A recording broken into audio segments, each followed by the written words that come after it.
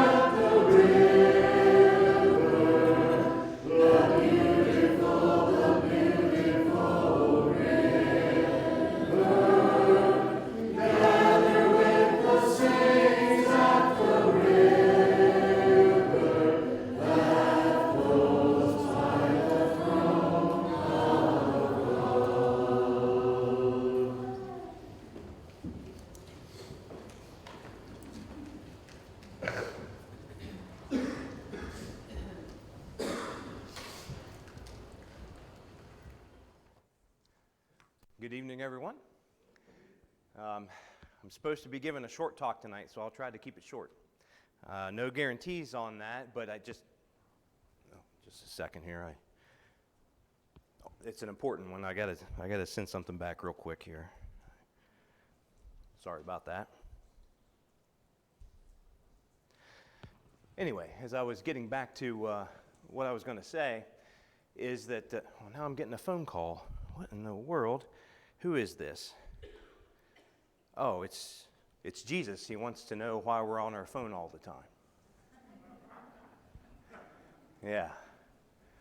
So that's what I was going to talk about a little bit tonight. Once it'll probably come up there in just a second. I know it's tough to get it going, but that's what I did. For those of you who may or may not know, last fall I did a class about this. Well, this is kind of a morphed down lesson, the first lesson of that class, and about how our phones change us. Have you ever noticed that in today's society? If you have your phone, and everybody has a smartphone, right? I've got one in my pocket right here. We've all got one. This is an old one according to my kids. I don't know. I guess it just doesn't work for them, but it works for me. But everybody seems to have one of those things. And the computer technology inside of one of those things is amazing. I mean, you think the guys in Apollo 11, 12, 13 went to the moon. Well, there is so many thousand times more power in this phone than what there was in the computers on the spacecraft. It's hard to imagine, isn't it? These things you can look up about anything. And we just get so enveloped in that. And we get so enveloped in our social media and all the other things that our phones can do that we just forget about how things go. And here's where it all started, really, with the smartphone era.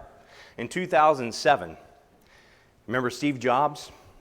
Well, he introduced the big 3.5-inch iPhone 1. Yep, there it was, June 29th. Almost to that point now, aren't we? June 29th, 2007. That's when it really began. That's when the real smartphone era began. There's what it looked like. There it is. Doesn't look that much different than what I have in my pocket, does it? Maybe mine is kind of outdated. I don't know. Maybe. But that's what it looked like. And that's the smartphone. How many times do you think we check our smartphones a day or a year? Think about it. How many times do we check that? Now, checking can mean something just about, just glancing, pushing something. On average, we check our smartphones about every 4.3 minutes. Now, some of you may not have smartphones. So if you don't have that, but if you're Terry and I's age probably and younger, you probably have one of these things, and this is about the average. 300 times a day or about 100,000 times a year. It's no wonder the screens wear out on them, right? You have to have them replaced. We check those things often. What effect does that have on our Christian life? What effect does our phones have on that? Well, it means that we're addicted to distraction. And this was the first chapter in this book that I went over in class. We get distracted. And our phones provide that for us. Why do we check it so much? Well, we've got everything on there, right? We've got our calendar on there. We got cameras. I'd first thought about telling you that I had a reminder that popped up on my phone that I have to do a short talk tonight. That's what I was looking at. But anyway, we've got everything on there. Workouts, reading, credit cards, maps, you name it. It's on that phone. Anything you want to find out. Well, what do? We check our phones first thing when we get up. How many of you use your phones as an alarm? Yep. Almost everybody does, except me. I still have the old clock beside my bed, and when the electric goes off, the battery better work, right? I turn my phone off at night because I don't want to get some weird text message from somebody some name I can't pronounce, from some country that's sending me a text about a product I didn't buy. But yeah, we do that first thing. We check emails, we check our social media. There was a survey done of about 8,000 Christians. Now, that's just a general term, being Christians. But this survey said this. 54% of those people that were surveyed said that they checked their phones within minutes of waking up. But when asked if they checked their phones before they performed their spiritual disciplines or activities, such as a prayer or something else, or reading the scripture, 73% said they checked their phones before they do that. That's a lot, isn't it? Hey, when I was in high school, if I got a 73 on a test, I was pretty happy with that. Yeah. But that's a lot of people. Our phones are addictive, and like addicts, we immediately seek hits in the morning. You ever notice that? What happens if your phone dies? How do we react when that happens? Huh? Watch your kids when their phone dies. If their battery goes dead or if something happens to it and they can't use it, my goodness, they're just like, where's that phone? Oh, yeah. And sometimes they're even in such the habit of looking for it, they have it in the same spot, whether it's in this pocket or that pocket or their back pocket, that if they don't have it and it's in the repair shop getting something done, a new battery or whatever, they'll still be reaching for it. It's not there. Where'd that phone go? We're addicts. The average, now this is the average, user spends 50 minutes every day in the Facebook product line, meaning Messenger, Instagram, things like that. The question is, are you average? Yeah, I don't know. I see some looks going around back here. Are you average? I don't know. I notice it all the time. I'm driving down the highway. It doesn't matter if it's Facebook, Instagram, or text messaging, but I drive back and forth to Columbus for work every day. And invariably, every day, I see at a minimum one, most likely more, people driving, looking at their phones. They're not talking on their phones. They're looking at their phones. And they're driving with their elbows, and they're doing this with their elbows while they're driving. And the way you can pick them out is as you're going, there's traffic everywhere. But you see them doing this in between the lanes. They're back and forth as they go. Now, I share rides, so it gives me an opportunity as I'm the passenger to really, really observe that. I told the guy I ride with, I said, I should start taking out my phone and video them looking at their phone when we go by. Sometimes I've even beat my horn at people, and they're kind of like, huh? What's that? Are we average? Is that all we do is spend 50 minutes a day looking at that stuff? There's a fellow named Ophir Terrell. He's a psychologist at California State University, and he says that Facebook addicts have the ability to control their behavior, but they don't have the motivation to control their behavior because they don't see the consequences to be that severe. Isn't that the way it is with most addicts? No matter what it is, they don't see the consequences of what they're doing. When we're addicted to something, we don't look at the consequences of it later. Why do they lure us? Why do these things lure us in? Well, we use these distractions to keep work away. Facebook and Snapchat are a way of escape from our jobs. They're a way of escape from work and conversations that we don't want to have and school projects and papers. If you see somebody coming down the hallway and you don't really want to talk to them, what's an easy way out? When you run into them or you see them coming, what do you do? How you doing? That's what we do, isn't it? Isn't that how we handle that? If it's a confrontational thing and we don't really want to have to go there, it's just easier just to pull that baby out and just, I'm so busy, I'm sorry, it's good to see you. Yeah. And just not address the situation. That's how we do it. If we have a project that's due, if we have something what do? We're on Facebook, we're on Instagram, we're on something, Snapchat for you younger folks, so we're on something that we don't want to have to take the time to deal with it. The average American college student, here's one for you, they waste 20% of class time tinkering on a digital device. And then this was in 2016 when this survey was taken. 20%, now we're talking just class time. So if you're there in a class for 1 hour, 20% of that, you're sitting there on your phone or whatever. Now they spend 8 to 10 hours a day on their phone. 8 to 10 hours a day on your phone, that's more than I work. No. If you have a full-time job, you work 8 hours a day, right? You think about it, that's a full-time job just on your phone. If we ask them to go out and work 10 hours a day, they would say, well, you're forcing me to do something I don't want to do. But they're on 8 to 10 hours a day. We use these distractions to keep people away. And we just talked about that. Keep people at a distance. And then finally, we use these distractions to keep thoughts of eternity away. Thoughts of eternity. We want to make our lives complex so we don't have to focus on things of eternity. These things, they redirect us from our greatest need. Here's a philosopher.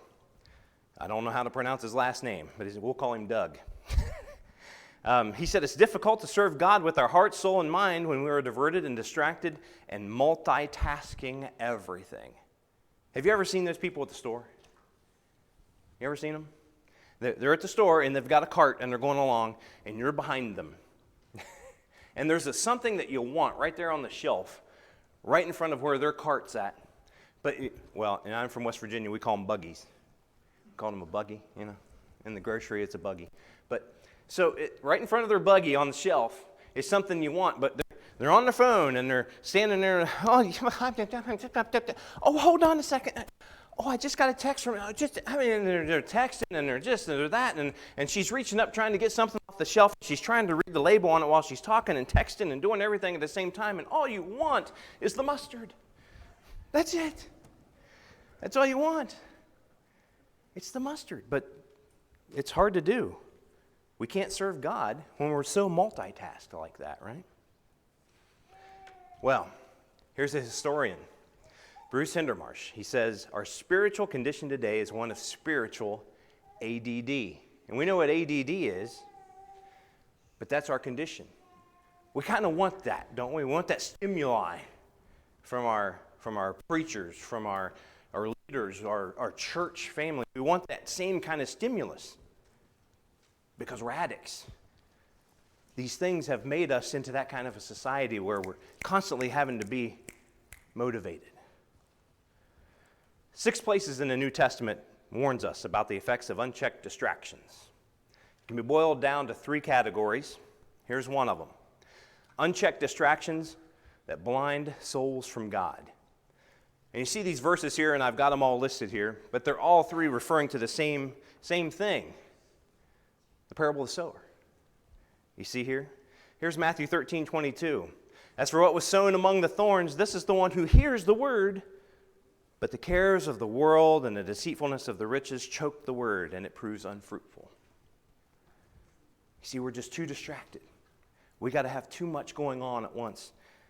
And we were excited at first. Yeah, you know what I'm talking about. We were all excited. We're all gung-ho, and then it just fades away and chokes out. Luke 8:14 is basically the same thing. Choked out by the cares and riches and pleasures of life, and the fruit does not mature. In Mark 4:19, the cares of the world, the deceitfulness of riches, the desires for other things enter in and choke the word, and it's unfruitful. Things like worldly worries, anxiety, pursuit of wealth, they just grab away at us and choke off that fruit of the gospel.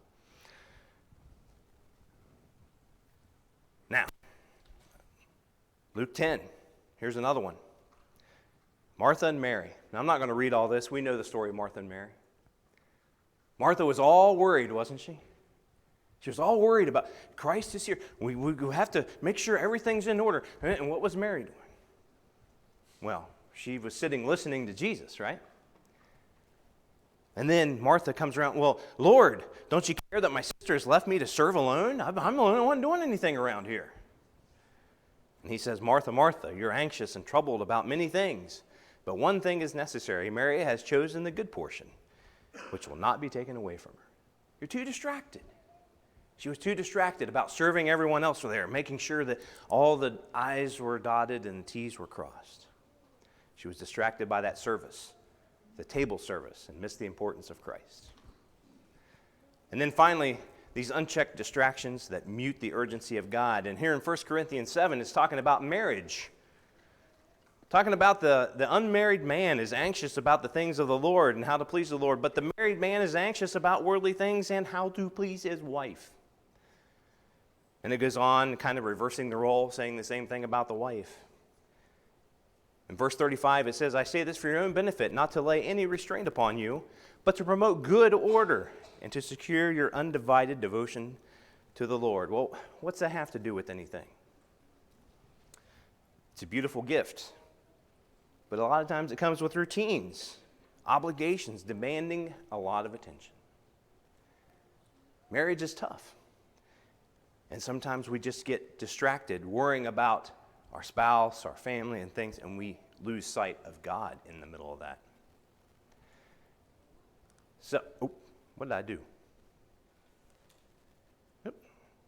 There we go. The more distracted we become digitally, the more displaced we become spiritually. In other words, as you see the quote here, it's easier to tweet than to pray. You think that's true? You know, one of the things I've noticed, even at work, especially among our younger folks, they would 110% rather text you than talk to you. You ever notice that? If you could, Alan's a school teacher, if you could stand up in front of class and not have to talk to them and have them talk back to you, if you just had a big old phone up there and you were texting them all, they'd probably text you right back like that.